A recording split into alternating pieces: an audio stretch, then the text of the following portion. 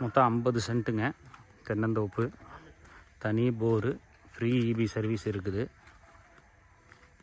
கூட்டு கிணறும் இருக்குதுங்க. இதுக்கு தார் ரோட்டு மேலேயே வந்துடும். ஒரு சின்ன ஷெட் இருக்குங்க.